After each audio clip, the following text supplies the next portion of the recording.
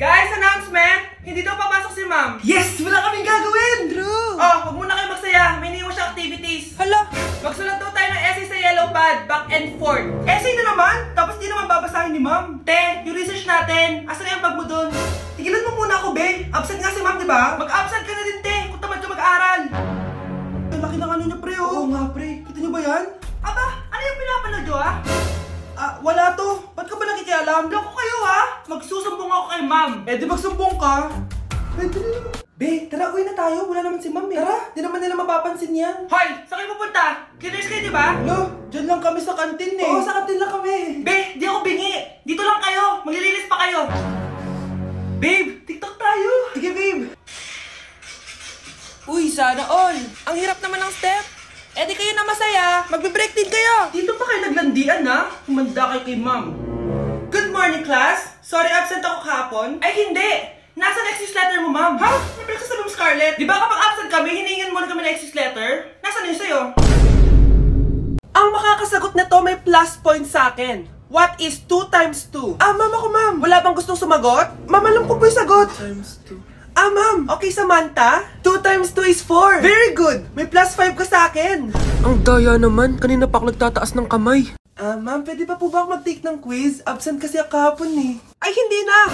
Absent pa more. Tatamad-tamad ka kasi mag-aral. Nagkasakit po kasi ako, ma'am. Oh, anong gagawin ko? Ma'am, pwede ba ako mag-quiz kahit absent din ako kahapon? Oo naman. O ito, magsimula ka na. Thank you po, ma'am. Eh, bakit siya pwede mag-quiz, ma'am? Bakit? May problema ka ba? Oo, may problema ako. Favoritism ka. Palagi na lang sa Samantha yung binibigyan mo ng chance. May galit ka ba sa akin, ma'am? Sabihin mo. Hindi ako galit sa'yo. Pero sa nanay mo, oo. Wag na wag mong dadama yung anak ko sa problema mo sa akin. Nay, anong meron? Yang nanay mo, pabida. Dapat ako yung top 1 ng high school kami. Alam naman natin dalawa na deserve ko talaga maging top 1. Hindi kagaya mo, binabayaran yung school para tumaas ang grades. Totoo ba yun, Nay? Sinungaling ka! Mana ka naman para sa nanay mo, Samantha. Nga pala, alam na ng principal yung pagiging favoritism mo.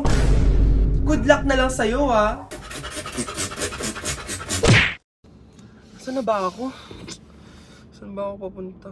Saan ako dadaan dito? Kaliwa o kanan? Ayan, lumagpas na. Layo pa ng ikutan ko niya. Ano ba naman to? Bila-bila na lang dumadaan. Tapos kapag nasagasaan mo, siya pang galit. Kita nang dumadaan na ako, oh. Ayan, galaw-galaw din. Late na ako, oh. Ano, dito na lang ako titira.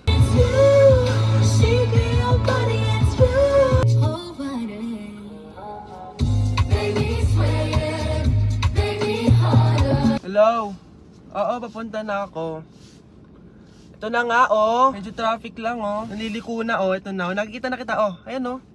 Uy, may truck. Wait, saan ako lane? Doon ba? O dito? Ang bibilis nila. Wait, paano ako mag-merge? Wala na ako lane. Sorry. Akala ko may tumawid, eh.